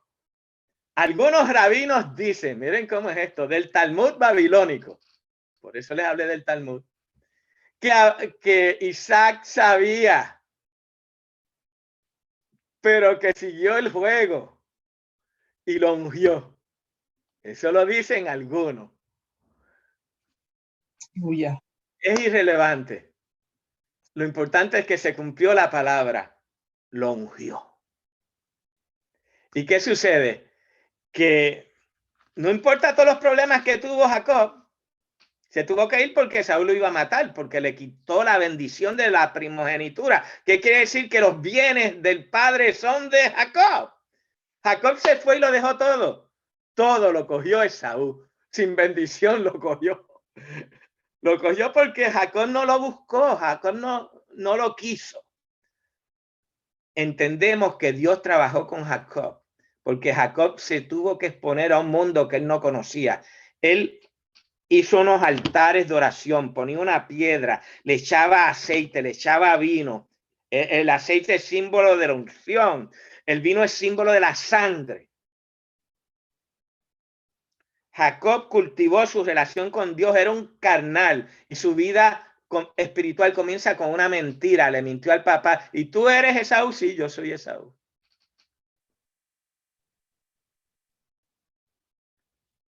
Y de ahí era medio tramposo, les robaba ovejas al suegro, porque el suegro también le mintió. Entonces, ¿qué sucede? Que si usted es un mentiroso y roba por mentira, espérese que otro más mentiroso que usted le va a robar lo suyo. Eso es lo que nos enseña la Biblia. Vamos a ser claros.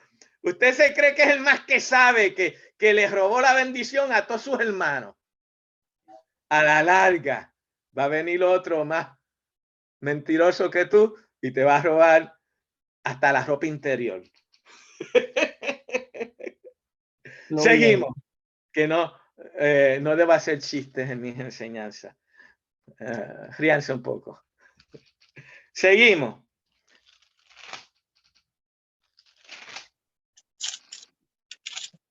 ¿Y qué sucede?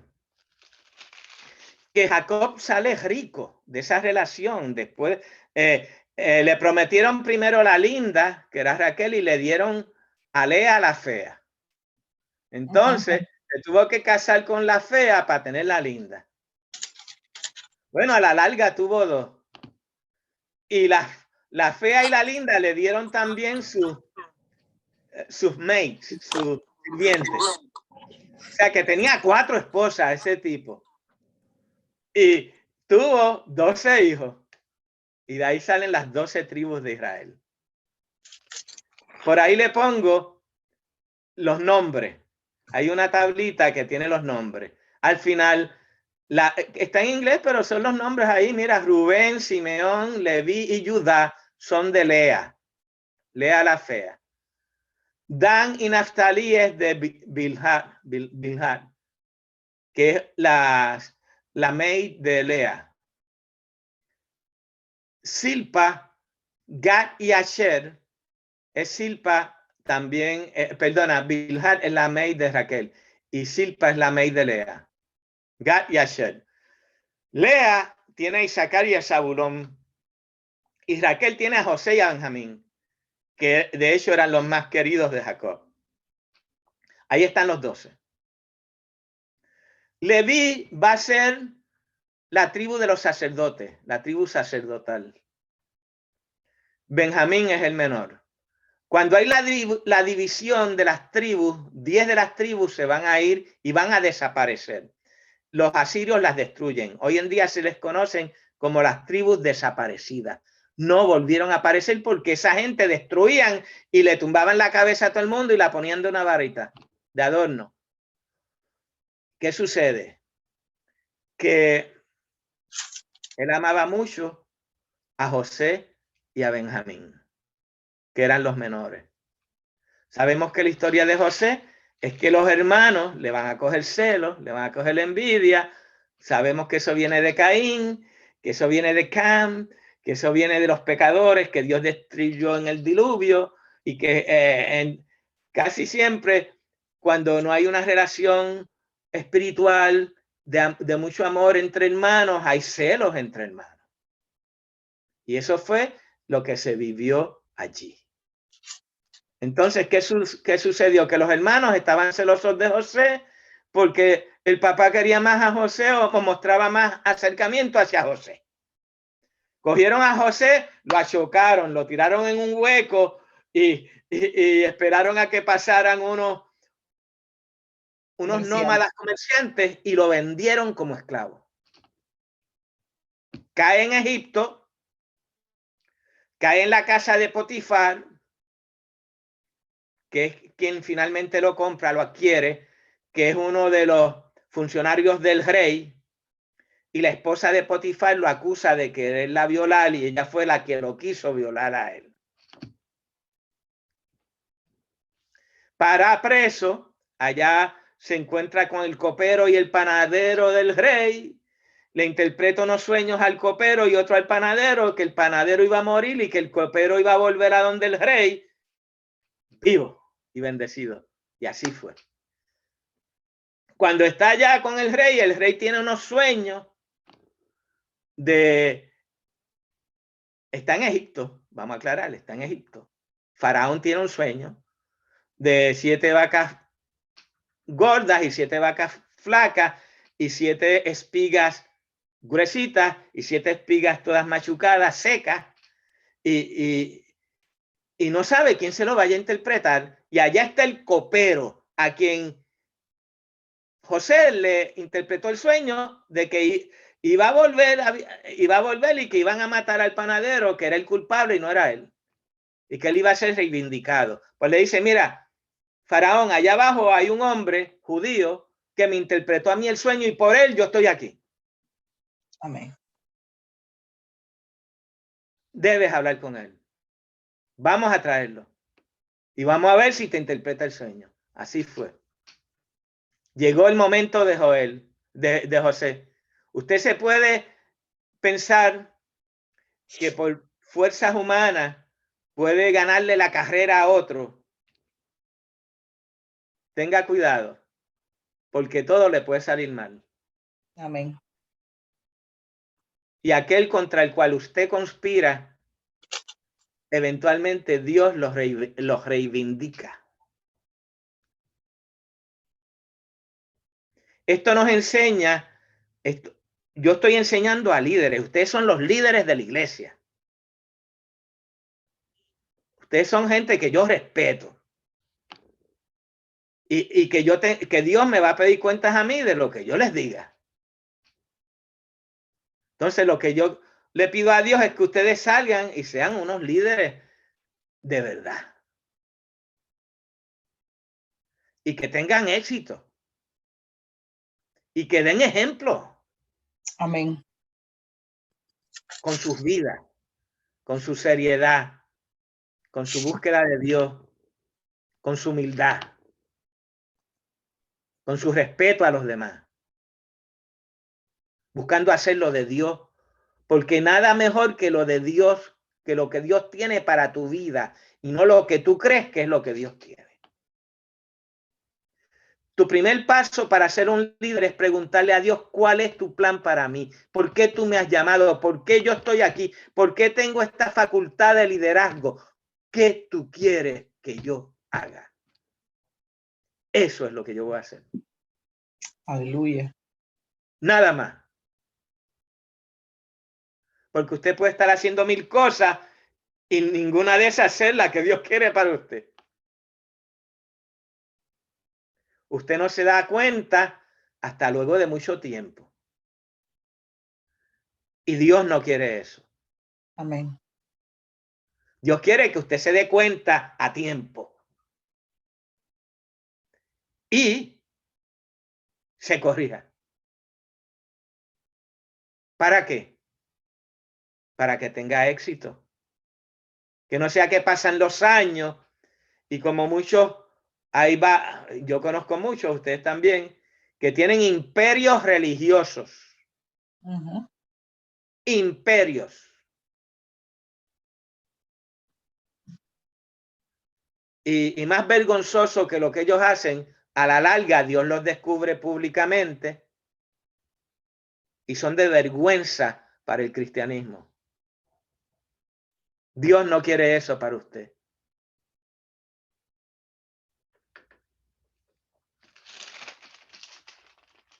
Dios reivindica a José, lo pone de segundo en el reino. Aleluya. Un aplauso al Señor y a José. Aleluya. Pero no fue por artimañas, ni maniobras, ni faltas de respeto, ni fue por humildad, por sencillamente dejar que Dios haga por uno y no uno ser el que empuja a otros para meterse uno. Cuando Dios te pone, Dios te habla, Dios Amén. te dice y tú obedeces. Gloria al Señor. Y si haces eso, vas a salir bien, vas a salir como José.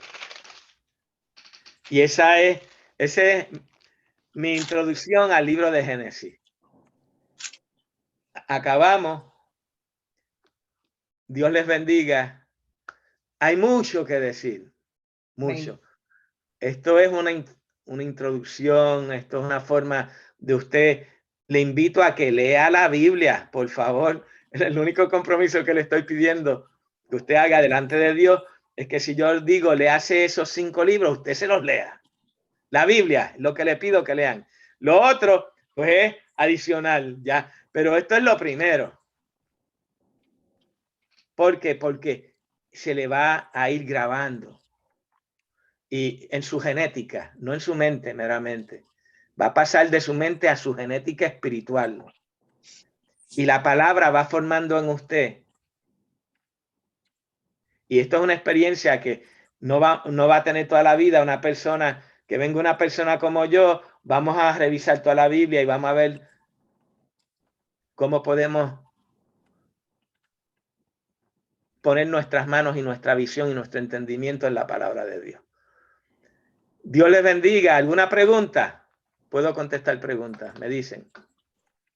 Sí, pastor, tengo, porque lo he pensado siempre, porque en la historia de Esaú con Jacob,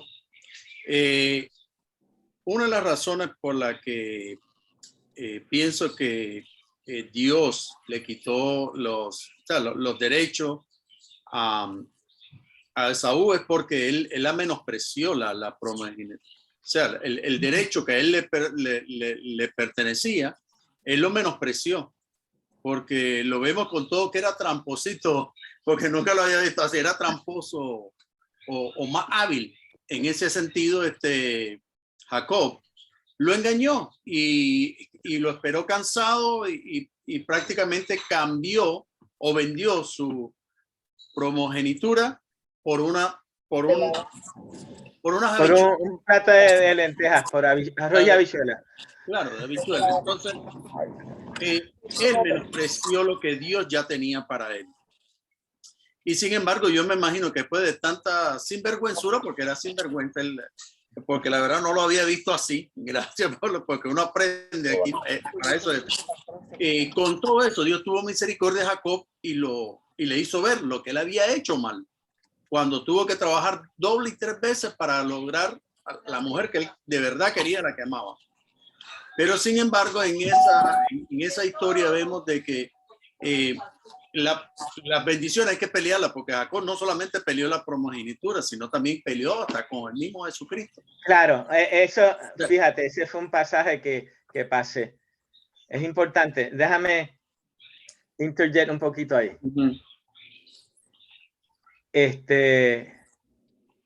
Israel no es un nombre de una nación, meramente.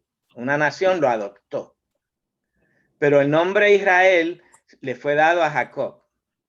Cuando antes de enfrentarse a su hermano, que él creía que lo iba a matar, estaba orando y orando y orando, porque él acostumbraba a eso. Eso nos enseña lo bueno. Lo bueno de Jacob es su oración, es su búsqueda. Él sabía que lo podían liquidar. Él sabía que él no pensaba que él se lo merecía todo. Él sabía que él lo podía perder todo porque él no se reconocía apto ni merecedor de nada. Eso parece malo, pero es bueno. Entonces, él hasta que no buscaba a Dios y estaba seguro de algo, él no salió de regreso hasta que Dios no le dijo, vete, deja Labán y vete. O sea, cada cosa que él hizo, Dios le dijo. Y él se tiraba y ponía una piedra y oraba, y hasta que no veía ángeles subiendo y bajando y que Dios le hablaba, no hacía nada. O sea, con todo, ¿qué quiere decir esto? Que con todos los defectos que podemos tener, cuando oramos y vivimos en comunión con Dios, yo puedo ser la persona más incapaz y más defectuosa del mundo. Al yo buscar a Dios, depender de Dios, si yo sé eso y sé practicar eso, eso va a cambiar mi vida por completo. Y por eso él peleó con el ángel. No, Esaú era cazador. No podía correr. Le iban a tirar un flechazo y le iban a matar. Era un guerrero. Él se veía ya muerto. Lo engañé, pero ahora todo se va a acabar. Él no buscó, es importante esto. Esto no es un drama de un hermano que le quita la riqueza al otro. No. Él nunca buscó nada de lo que le pertenecía. Esaú se quedó con todo. Y cuando vino Jacob no reclamó nada. ¿Tú sabes por qué lo entregó todo a cambio de qué? De la promesa que Dios le dio a Abraham de que en su simiente ellos heredarían una tierra nueva y en su simiente serían benditas todas las naciones de la tierra. Jacob no estaba buscando la riqueza de su hermano. Él entregó todo a su hermano y se fue. Y Esaú lo sabía. Y no lo mató por bueno. No lo dejó de matar por bueno. Lo dejó de matar porque su hermano le dejó todo. Y le dijo, yo voy a pasar por aquí y me voy. Adiós. Yo sigo a responder el llamado que Dios le dio a nuestros antepasados, a nuestro padre Abraham. Yo voy en búsqueda de esa nueva tierra que Dios me va a dar. Ahí sale uno de sus hijos a Egipto y de Egipto a la tierra prometida.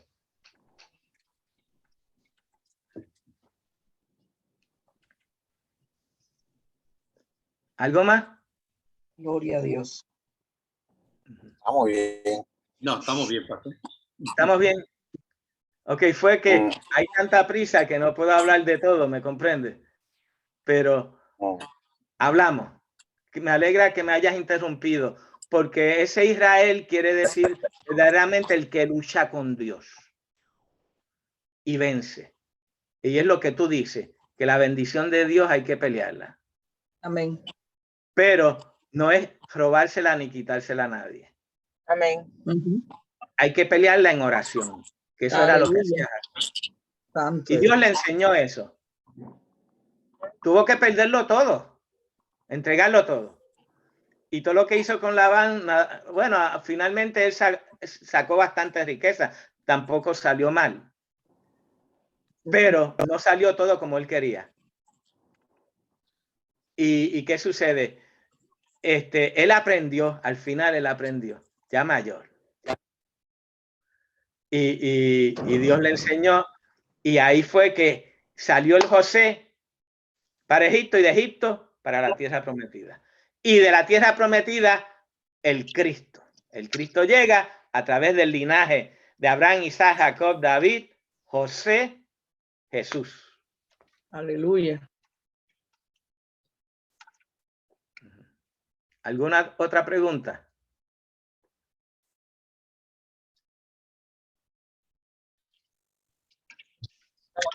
¿Acabamos? Pastor, allá, Nelson, saludos.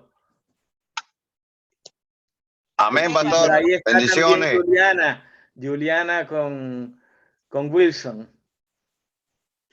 Bendiciones. les bendiga a todos. Dios les bendiga. Amén. Bendiciones. Ok, Martín, saludos. Y Magdalena, bueno que estás aquí. Qué bueno. Bendiciones. Hay unos hermanos de Sabana que van a seguir, pero después de esta hora. Dios les bendiga. Ahora Oh, yo le pongo el video a ellos y ellos me ya hacen por aquí. preguntas. Pues saludos, Wilson. Dios les bendiga a todos. Dios les bendiga. Amén, Por favor, obispo, lean los bendiciones. libros de la Biblia. No sean listos. Amén, amén. Quieran coger la nota mostrando la cara nada más. No, lo vamos a aprender. Ok, pues bendiciones. Okay, Muchas gracias. no hay por qué, no hay por qué. Ok, bye. Bendiciones, pastor. Buenas noches. Buenas noches a todos. Saludos. Buenas noches. Amén, amén. Bendiciones.